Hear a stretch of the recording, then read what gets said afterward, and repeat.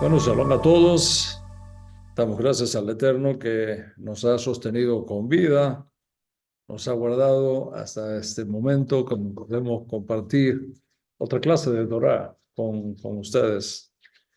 Y el tema de hoy, pienso, recoge el sentir de muchos de ustedes que se ha preguntado muchísimas ocasiones, ¿quién fue María Magdalena? ¿Qué pasó realmente con María Magdalena? Y entre las mujeres del primer siglo relacionadas con la vida de nuestro maestro Rabenu Yeshua ben Yosef Selita, una de las más intrigantes figuras fue la de María Magdalena. Con toda probabilidad, Magdalena viene de Magdala y Magdala viene de Migdal. Y Migdal fue una importante comunidad pesquera en la costa occidental del lago de la Galilea, en el norte de Israel. Estaba situada entre Kefarnahum y Tiberias, y su cercanía a ambas ciudades la hacía sumamente importante para el tiempo de Yeshua. Lo desafiante en todo esto es que existían varias comunidades llamadas Migdal. De hecho, una de ellas fue conocida por su próspera industria pesquera. Y esa Migdal tenía una fama tan grande en relación con la industria eh, pesquera que los griegos la llamaban tarijai, que significa pescado salado, en reconocimiento de ese pescado que ellos preparaban, la producción de pescado en encurtido, que era exquisitez para aquellos tiempos. De hecho, de esta Migdal dan testimonio los sabios talmúdicos, por ejemplo, Tratado Talmud, el Tratado Pesajim, el folio 46a, preserva el nombre hebreo tradicional de una comunidad judía de aquella época, identificada también como Migdal.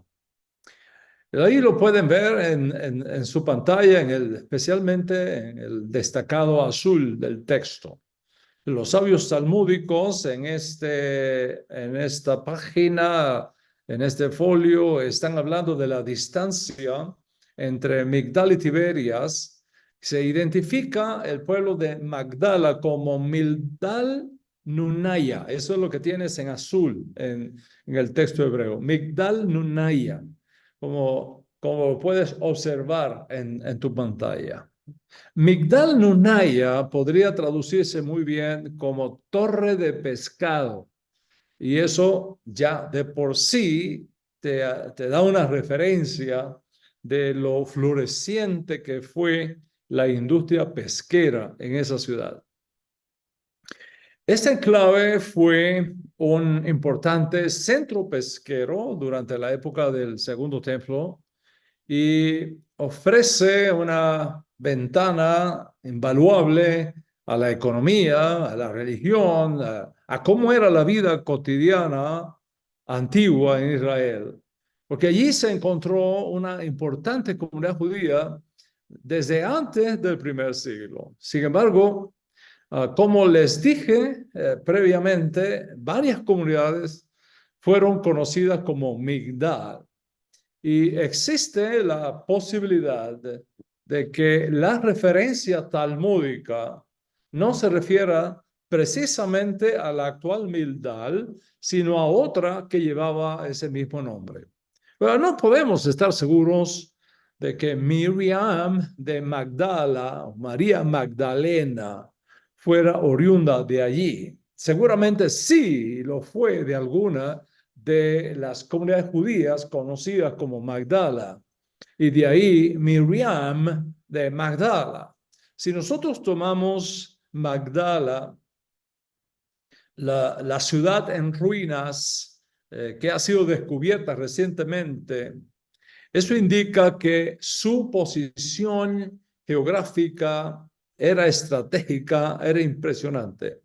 Estaba situada cerca de Tiberias, por tanto, una ruta comercial que conectaba con otras áreas de la Galilea, lo que le permitió florecer como un importante centro económico. Además, está ubicada junto a la ribera occidental del lago de Galilea. Era muy fácil para los pescadores llegar temprano en la mañana y traer sus preciosas redes llenas de peces a la ciudad, que se encargaría de exportarlas incluso hasta Roma. Las técnicas avanzadas de pesca y de procesamiento de embutidos que tenía Migdal, la torre del pescado, se destaca, por supuesto, en todo aquel comercio regional.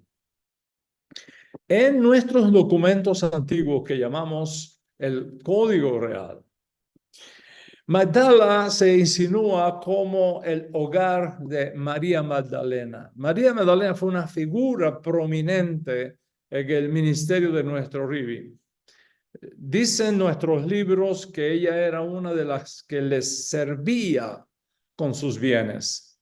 Pues siendo oriunda del área, vivió lo suficientemente cerca de la torre de pescados como para ser fácil para ella adquirir y llevar pescado curtido, embutido, para facilitar la comida del maestro en sus largas caminatas por la región. De modo que cuando hablamos de María Magdalena, tenemos que tener en cuenta toda esta realidad socioeconómica que rodeó la vida de esta mujer. De hecho, no se llamó María. Sonríe que Hashem te ama. Se llamó Miriam. María es una traducción que se hizo después. De hecho, María no tiene significado ninguno. Contrario a Miriam, que preserva una riquísima tradición bíblica. Aunque los hebraístas debaten hasta el día de hoy el significado etimológico de Miriam, algunos relacionándolo con una raíz egipcia, otros con una raíz aramea, las alternativas del nombre giran en un sentido alrededor de la idea de aguas amargas o aguas de fuerza. Algunos sugieren que Miriam podría ser una combinación de Maor, como significando constelación o estrellas, y Or, luz brillante. De ahí que Miriam podría significar también, en ese sentido, algo así como luz del mar o estrella del mar. Otros sugieren que Miriam podía estar relacionado con Mor, que significa mirra. Y Miriam sería la fórmula, el formato plural de Mor, o sea, mirras. Y en este caso, el plural sería una especie de hebraísmo para boda o para una noche de bodas. Particularmente, aunque todas las alternativas etimológicas tienen su lugar, pero particularmente me inclino por mirras o noche de bodas, porque lo estoy conectando con la historia del Midrash de Génesis Rabá, de Éxodo Rabá, de Shemot Rabá, específicamente Shemot Rabá, que sugiere que para no tener más hijos en la época de la esclavitud de los hijos de Israel en Egipto, para no tener más hijos que luego los egipcios los echaran a los cocodrilos del río Nilo, Amram, el padre de Miriam, la que sería hermana de Moisés, se divorció de su madre, de su esposa, madre de Miriam, de Yochebed. Y fue en esa ocasión que Miriam se le acercó a su papá y según el Midrash, Shemot Rabbah, le mostró que su decisión de separarse de su madre para no tener más niños y niñas hebreos era peor que el decreto del faraón, porque el faraón solo eliminaba a los varones, pero él estaría eliminando a las niñas también. Y debido a su rol y su influencia en la comunidad judía de entonces, estaba ella segura que el resto de los hombres casados iban a seguir su ejemplo, se iban a separar de sus esposas para no traer más niños ni niñas al mundo. Israel no se habría entonces multiplicado en Egipto y la aniquilación del pueblo sería seguro. O sea, Amram lo pensó de nuevo, dice el Midrash, se reconcilió con su esposa y tuvieron una noche de bodas. Y es posible que por facilitar esa reconciliación, nombraron a su hija Miriam, noche de bodas. Y por este incidente, y por supuesto sin descartar la fuerza de las otras propuestas, optó por el significado de Miriam como mirra en su forma plural o mirras en plural, es decir, noche de bodas. Así que en el caso de María Magdalena, su nombre no fue María, sino Miriam. Magdalena no es su apellido, sino lo más probable indicación del lugar de su procedencia, en este caso Magdala. Así que María Magdalena es pues Miriam de Magdal o de Migdal Nunaya o de alguna otra Migdal de la zona de las varias Migdal que existían allí. Mi esposa y yo hemos estado varias veces en esa área, hemos estado en las excavaciones que han tenido lugar en ese lugar y es maravilloso ver cómo esas excavaciones han desenterrado una sinagoga del primer siglo, baños rituales, las mikvayot que estaban allí. Esas mikvayot son maravillosas, uno las pudimos ver con nuestros propios ojos. El puerto, se pueden notar las calles, se han encontrado incluso monedas. La sinagoga es una de las mejores conservadas de esa época. De hecho, se han encontrado dos. Y esto pues confirma la vitalidad de la vida judía en aquella zona para aquel tiempo. Lamentablemente, la ciudad fue destruida en la primera revuelta judía contra Roma, los años 66 al 70, después del nacimiento de Yeshua, y para el siglo IV un terremoto pues la dejó perdida bajo los escombros hasta que fue redescubierta en el siglo XX. Teniendo una importante comunidad judía junto al lado de la Galilea, y una sólida comunidad judía allí. Algunos piensan que tal vez unos 40,000 judíos vivían en esa zona. Pues podemos asumir que nuestro maestro debió pasar varias veces por Migdal, incluso quedándose allí, pasando un Shabbat, como era su costumbre, con la comunidad judía de la zona. Y seguramente fue durante una de esas visitas de nuestro Santo Maestro a una de estas comunidades judías de Migdal, que el primer encuentro entre Yeshua y Miriam de Migdal tuvo lugar.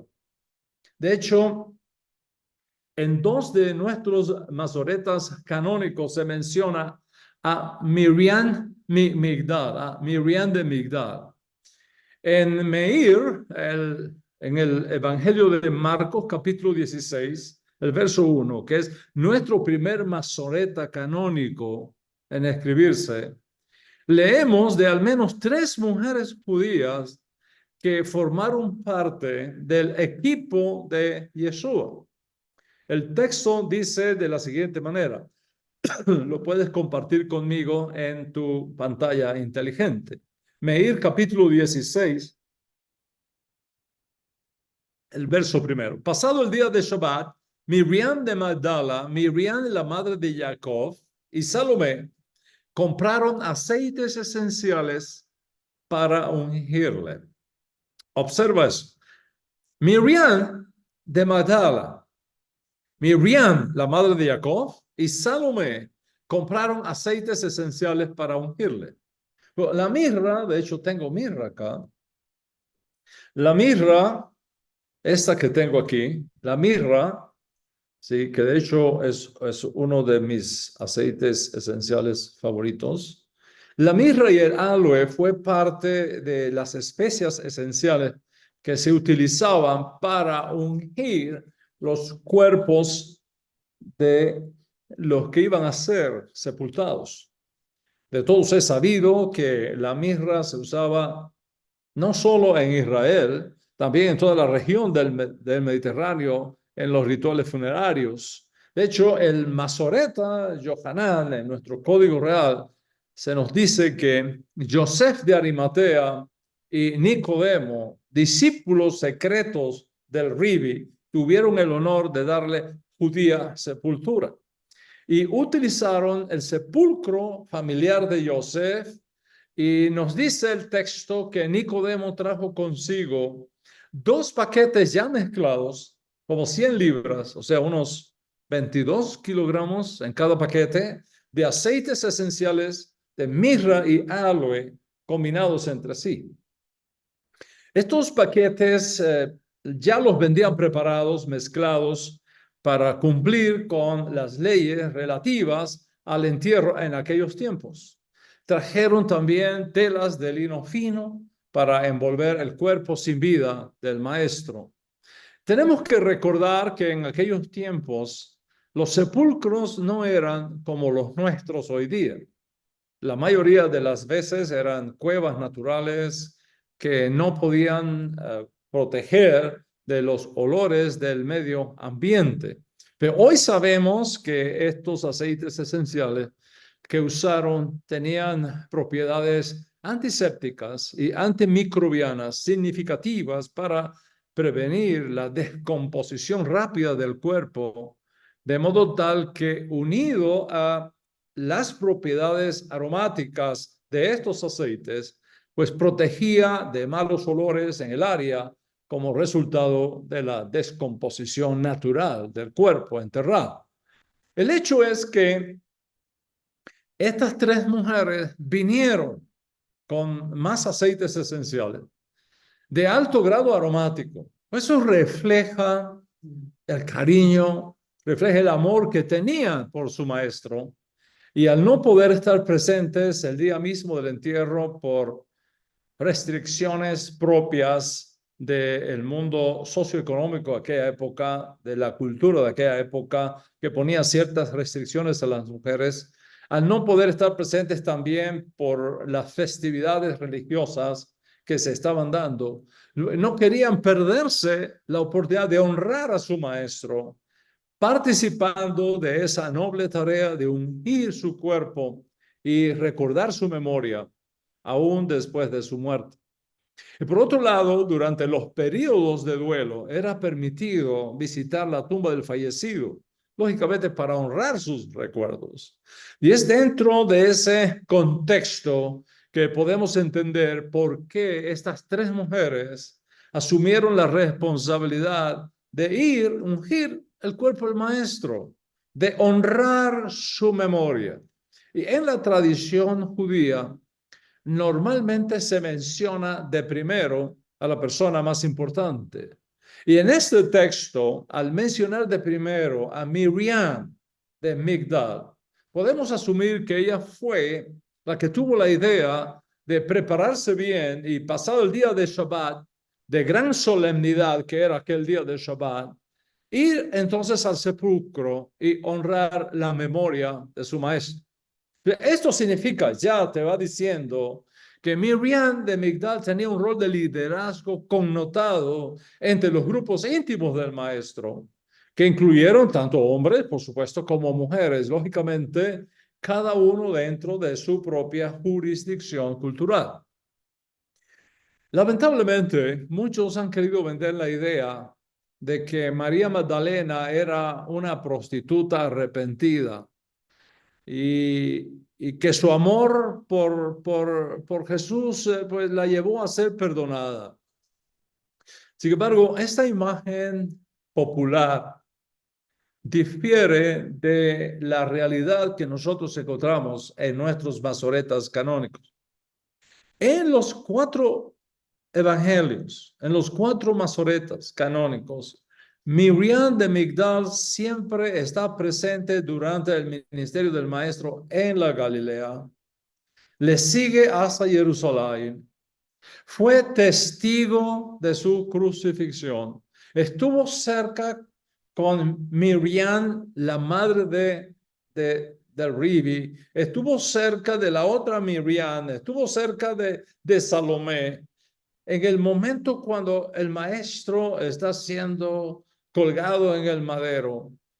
Y por supuesto fue testigo de su muerte. Entonces, en la mañana pasada, ya la Pascua judía, ella, Miriam, es la que encuentra la tumba vacía. De hecho, según una de nuestras fuentes canónicas, Miriam de Migdal es de la primera en llevar a los discípulos la buena noticia de la resurrección del Maestro.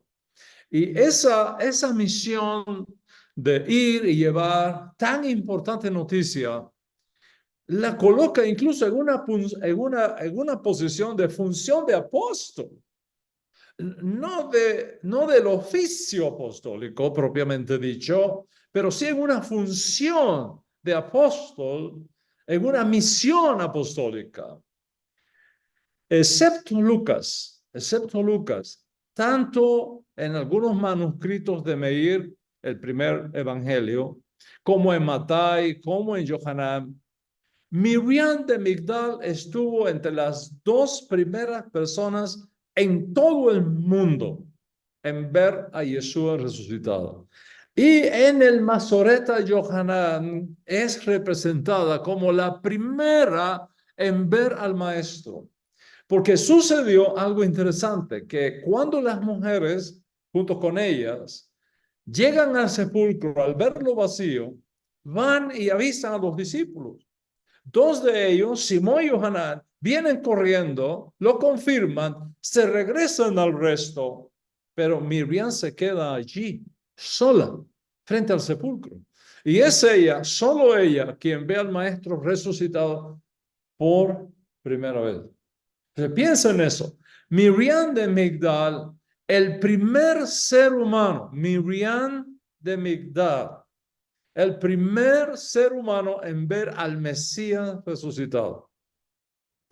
Es cierto, se menciona que Miriam, junto con otras mujeres, sufrieron de malas influencias por parte de espíritus inmundos. En Hillel, en Lucas, capítulo 8, el verso 12, nos dice que el maestro sanó a un grupo de mujeres atormentadas por malos espíritus que le había causado enfermedades físicas. Y se menciona a Miriam de Migdal, a la que el maestro había liberado de 7 espíritus inmundos. Y para muchas personas, que alguien fuera molestado por espíritus inmundos, los relacionaban con personas malas o con personas envueltas en graves pecados sexuales. Para comprender esto, tenemos que olvidarnos que estamos en el siglo XXI, donde ahora vivimos. Tenemos que retroceder en el tiempo, 2000 años atrás, y ver las cosas como los antiguos la veían. En el caso este es el caso precisamente, ¿no? De estas mujeres galileas sanadas por el maestro, entre las cuales estaba Miriam de Migdal. Lógicamente, para muchas personas en pleno siglo XXI, esta narrativa podría lucir desconcertante a la luz de nuestra comprensión actual del mundo, pero sin embargo encierra un poderoso mensaje de esperanza y transformación que sigue resonando en toda nuestra generación 2000 años después. Por otro lado, tenemos que recordar que los antiguos no tenían el conocimiento científico que nosotros tenemos ahora. Y para entonces, las enfermedades físicas, las enfermedades mentales se interpretaban como resultado de posesión o de influencia de malos espíritus. El hecho es de que se menciona en nuestros masoretas que efectivamente Miriam de Migdal fue liberada de 7 espíritus inmundos Y eso, lógicamente, te indica lo grave que fue su situación, de cómo debió haber sido afectado su bienestar en múltiples niveles, a nivel físico, a nivel emocional, a nivel espiritual. Desde una perspectiva contemporánea, podemos entender estas aflicciones como problemas de salud mental o enfermedades mentales que no se comprendían bien en aquel tiempo. En todo caso, y sin disminuir para nada el milagro, la liberación de estos 7 espíritus inmundos, al mencionar esos 7 espíritus inmundos, podría estar hablándonos de la representación de una total recuperación de una condición debilitante que afectaba totalmente y seriamente la vida de Miriam de Migdal. Y aquellos ataques de los espíritus inmundos estaban robándole a Miriam su enorme potencial de liderazgo. El maestro rompió las barreras culturales, actuó como un sanador compasivo, ofreciendo alivio y una nueva esperanza para aquellos que como Miriam estaban sufriendo ataques demoníacos, influencias de malos espíritus, como era conocido para entonces. Y al hacerlo así, ¿qué fue lo que hizo el maestro? Lo que hizo el maestro fue que le devolvió a Miriam de Migdal la capacidad de superación y la posibilidad de una transformación radical en su vida.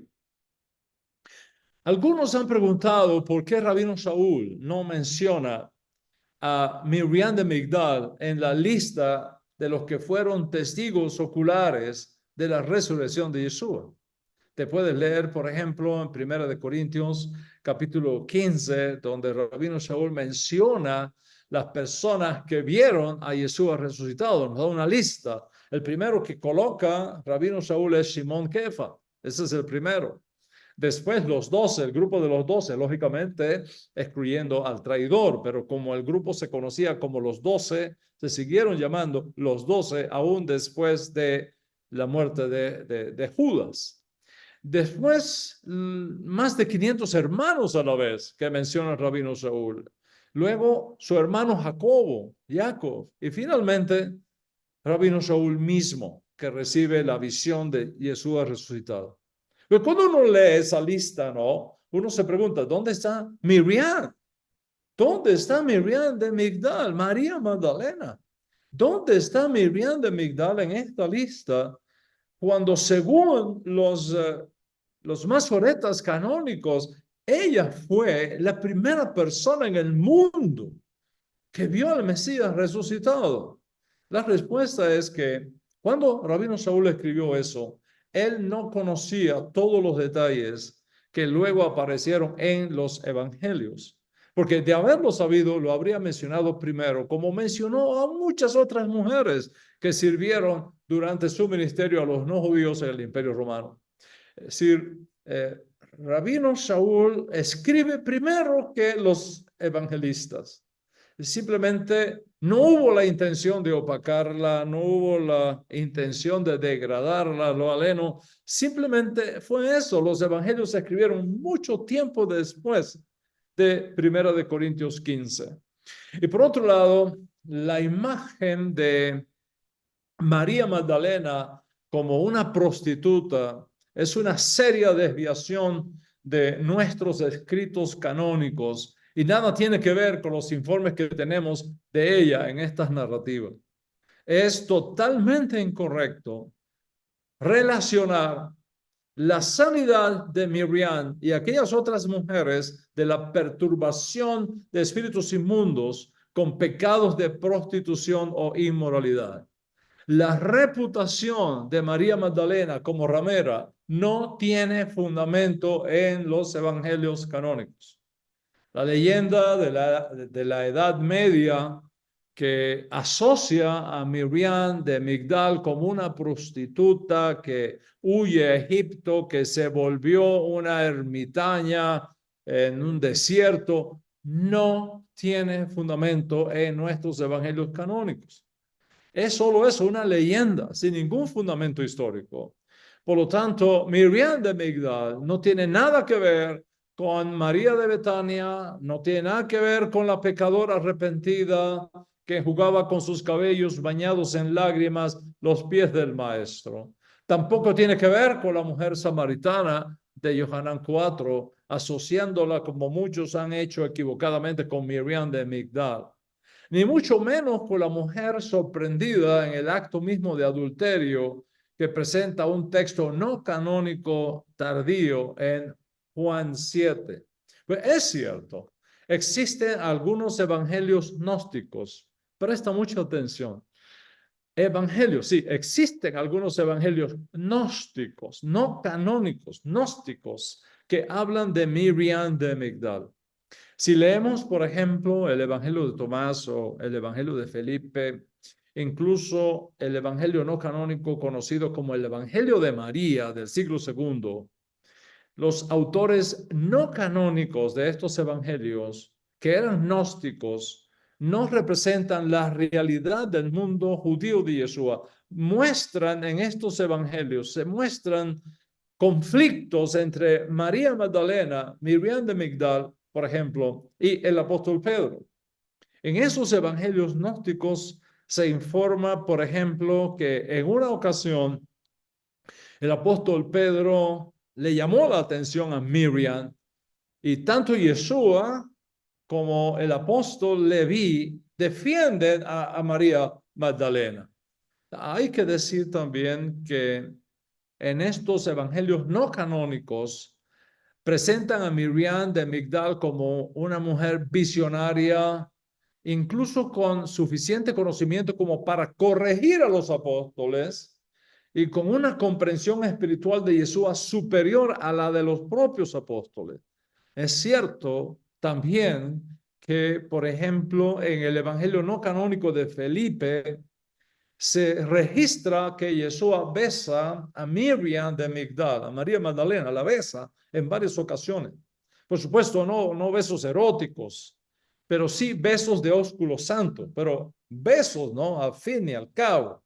Es cierto además que en el evangelio no canónico y de corte gnóstico, conocido como el evangelio de María, se nos informa que Yeshua la amó a ella, la amó y la consintió más que al resto de los discípulos. Sin embargo, para comprender esta información de Yeshua besando a María Magdalena o amándola más que al resto, tenemos que descartar de entrada toda sexualidad implícita en sentido pashat o histórico real. Esta literatura no canónica de estos evangelios no canónicos que acabo de mencionarte pertenecen a un cuerpo de literatura conocida como literatura gnóstica.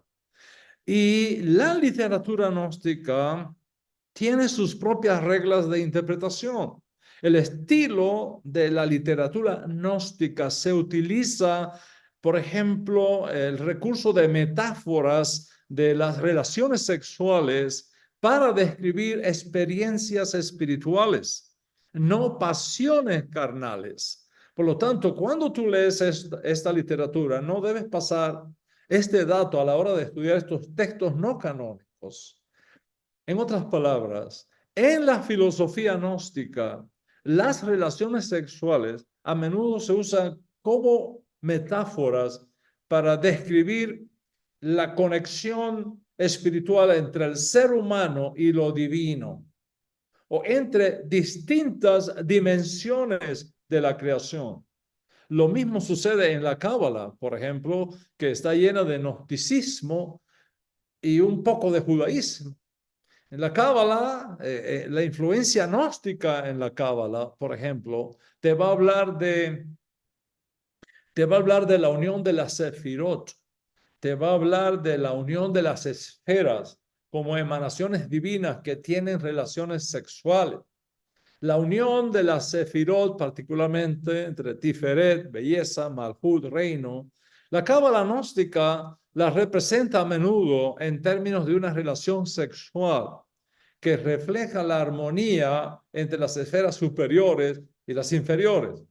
Y esta unión simboliza en la cultura gnóstica la interacción entre el aspecto masculino y femenino del universo, dando lugar a lo que ellos llaman equilibrio cósmico.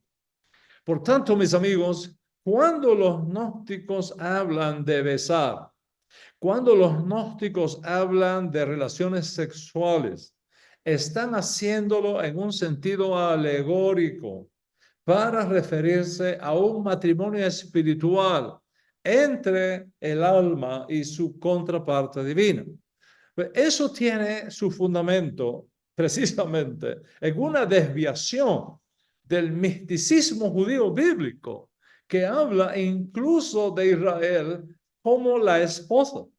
En el misticismo bíblico, en el profetismo bíblico, en la literatura profética bíblica, se habla de Israel como esposa y se habla de Hashem como el esposo. Y en esa relación, como sugiere, por ejemplo, Shir HaShirim, Cantar de los Cantares, el amor entre el esposo y la esposa es una metáfora del amor entre Dios e Israel. Y en esa metáfora, Israel, la esposa, le grita a Dios, el esposo, y le dice, como está escrito en Cantares, verso 1, oh, si él me besara con los besos de su boca, porque mejor me son sus amores que el vino. O sea, a nadie se le ocurría que eso pretende buscar una relación sexual con la divinidad. Lo aleno, hasbe shalom. Se está hablando de un estado espiritual más elevado en el que las almas se unen como una forma de acercarse a lo divino. Los gnósticos utilizaban metáforas sexuales para describir una conexión mística profunda.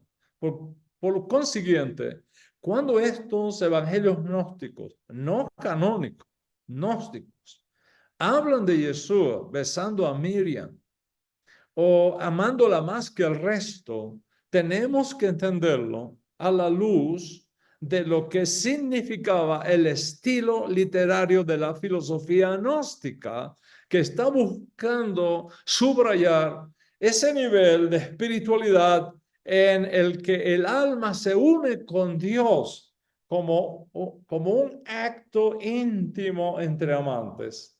Y en este caso, el mensaje es que Miriam tenía una comprensión extremadamente profunda del maestro y el maestro apreciaba eso, valoraba esa relación, nada que ver con sexualidad humana en el plano físico o biológico.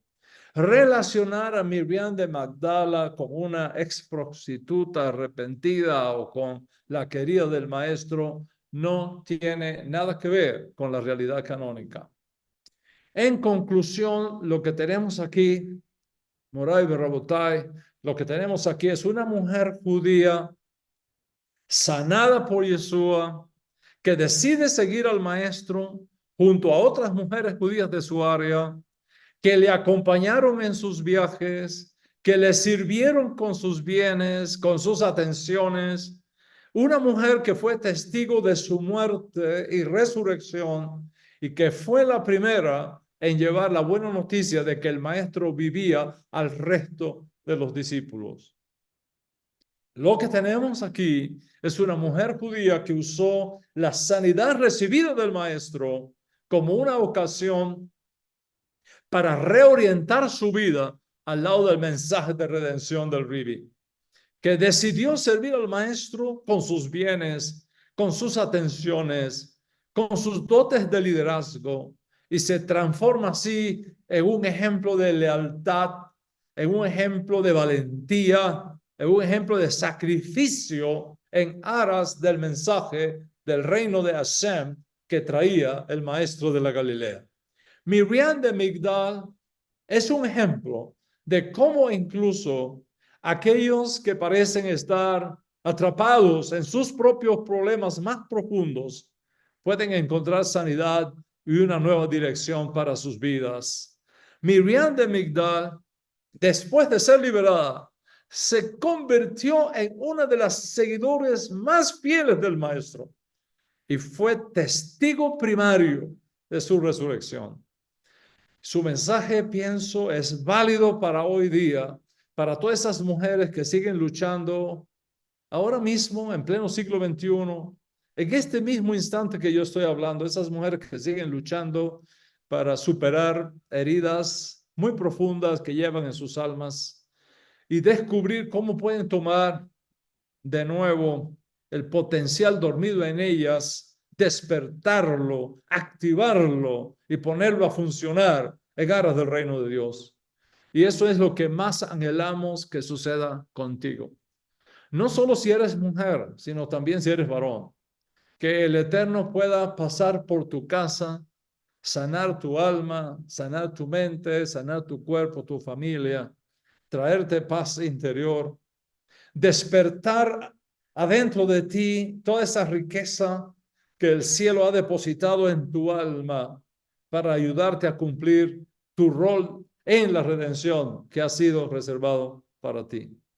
Y mientras canto esta canción, deja que ese mismo espíritu de sanidad, esa misma energía de liberación que salió del Ribi Yeshua y que sanó a Miriam de Migdal, te sane a ti también.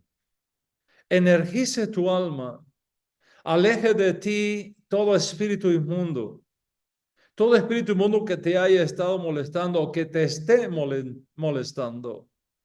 Y que hoy tu mente sea libre, tu cuerpo sea libre de todas esas malas influencias, libre de todas esas fuerzas ocultas del otro lado, por los méritos que fluyen del alma pura de nuestro justo Mesías.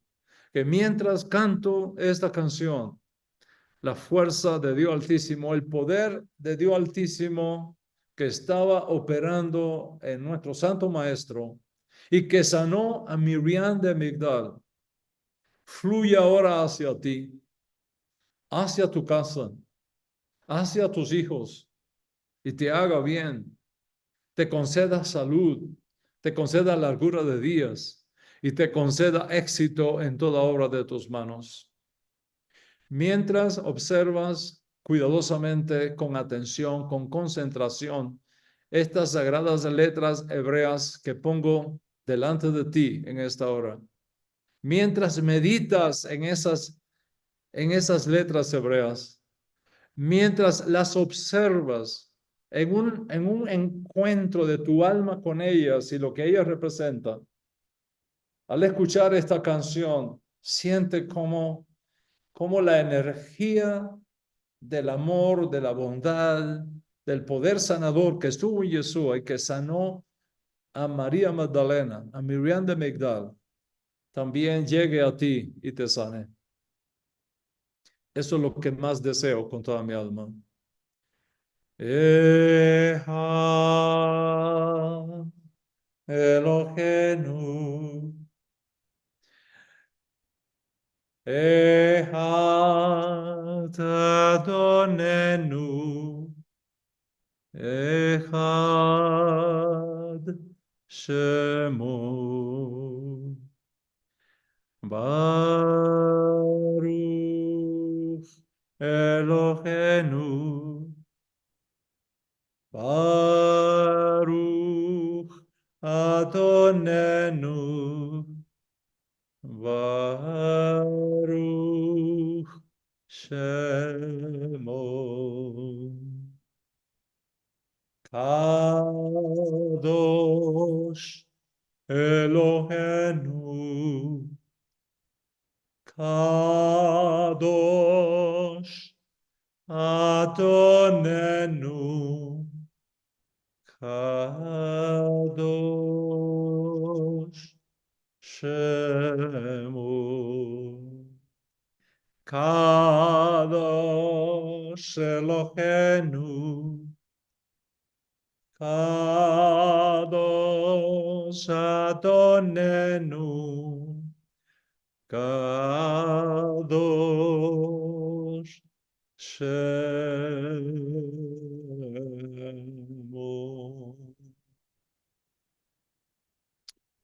Mis amigas, mis amigos, Moray Rabotay,